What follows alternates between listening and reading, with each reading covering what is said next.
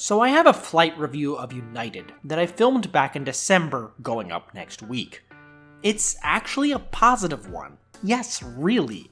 I do spend the first half of the video discussing my concerns about the rise of Scott Kirby as CEO and caution that there may be some negative changes ahead for United. But sweet Jesus! I didn't expect so many horrific changes before the video could even go live. Yes, there's a global pandemic and airlines are hurting. They are being forced to make drastic cuts and layoffs. I sympathize with their plight and especially for those employees who are losing their jobs. But you can learn a lot about anyone, including airlines, about how they treat you when they're down. Yes, most flyers have short memories, but I don't, United. I will hold this against you. When you are desperate for future business, I will remember how you treated your supposedly loyal customers. So let's see what has me so upset, and what my plans are for United in the future.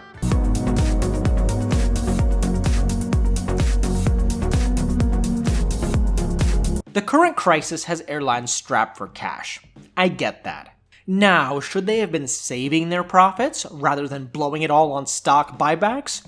Who am I to say? United just posted a $2.1 billion loss and issued a lot of new stock at a lower price. Buy high and sell low, I guess. But United's bad behavior goes beyond just trying to hold on to as much cash as possible. They are also using the crisis as cover to pass some really negative changes to MileagePlus when they think no one is looking. Let's start with the absolute debacle on paid tickets that has landed United in court. I'm no lawyer, but the Department of Transportation is pretty clear. If the airline does not fly you to your destination, you get a refund. However, United started the crisis by flat out denying refunds.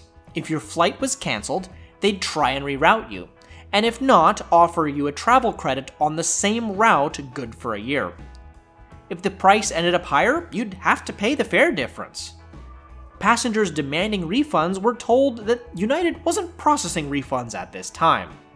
Only if you didn't use the credit for a full year would United give you your money back. You're basically giving United an interest-free loan for a year. It's not like you might need the money yourself about now.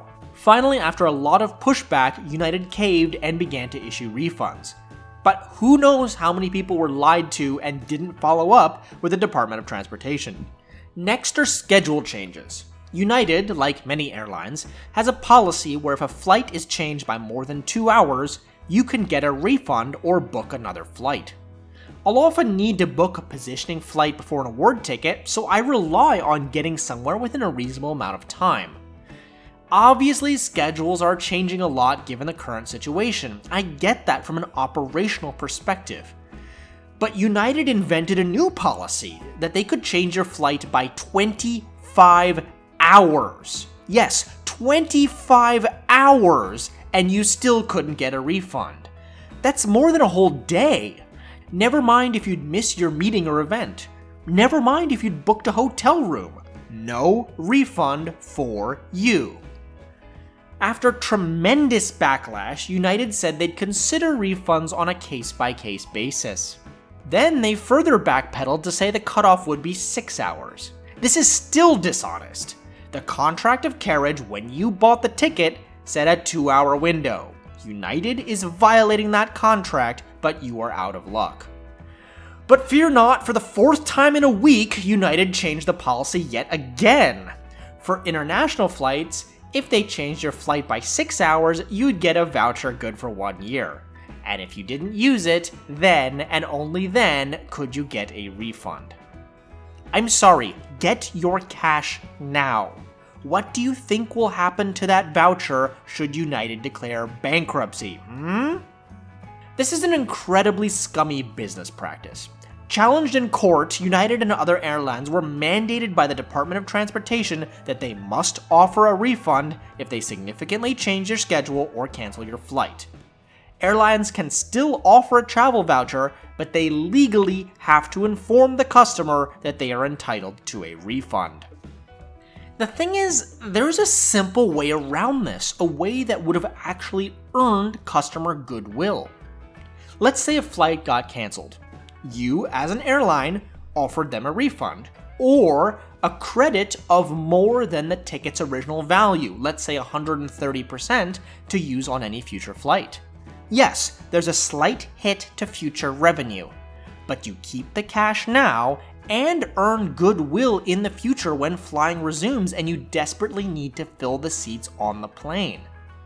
And by giving more than the ticket price, you encourage them to take yet another flight with you in the future. But what do I know, I guess? So that's the horror show of United's paid tickets. Yes, I know airline tickets are cheap now. I'm tempted to speculatively book some tickets. But I just can't trust United. Who knows what the refund policy will be by then? Second, there is MileagePlus. As much as I hate United, I do use their mileage program from time to time, given the lack of fuel surcharges, excursionist perk, and easy transfer from Chase. I even had an award ticket to Croatia booked in business class. But the program has been seriously hammered recently. In November of 2019, the program was utterly gutted with the move to dynamic award pricing. Then starting in 2020, they shattered the earning structure, only valuing money that was spent with United. The new earning structure is utterly laughable. You think anyone knows what a PQM, PQS, PQD, PQF, or PQP is? All these fake currencies to earn status? What a joke! On April 28, 2020, they put a cap on earning qualified dollars if you were flying on a partner airline. Never mind that the mileage earning had already been watered down. Then the same day, United sneakily did the coup de grace. The one silver lining of their move to dynamic pricing was that they weren't going to touch partner award charts. If you wanted to fly on a better international airline, you'd still always know how many miles you'd need. But they sneakily, without any sort of press coverage, yanked the chart. They confirmed in the following statement: "We announced in April of last year that all award pricing will be dynamic beginning November 2019. This change is consistent with other major carriers and allows us to align information regarding all MileagePlus award flights, whether it is for travel on United or one of our partner airlines." Which I will point out is a lie. By other major carriers, they mean only Delta, because aping Delta is the only thing that matters to them. As of writing this, the prices are the same, but I really don't expect them to last. Not even until this video goes live later this week. Am I angry about this? Yes. I have thousands of miles sitting that likely just got devalued. Am I surprised? No. Heck, I even predicted this would happen, and why. However, Delta started to make its partner award chart dynamic as well, and where Delta goes, United and American will blindly follow. So that's all I've got. Yes, I'm angry at United and their scummy business practices. I really don't plan on flying them anytime in the future and advise others to just not risk it. I was planning to review United Polaris Business Class, the flight that got cancelled, but I frankly don't care enough to do it now. Will I ever fly United again? Possibly. It might even appear on this channel. But as they suffer, I won't feel bad for them in the slightest. And I might even crack a schadenfreude smile if they go under. Thanks, Oscar. Thanks for watching this non-flight review content, and please subscribe to the channel for my more traditional flight reviews as well as these commentary videos. I'll see you on the next one.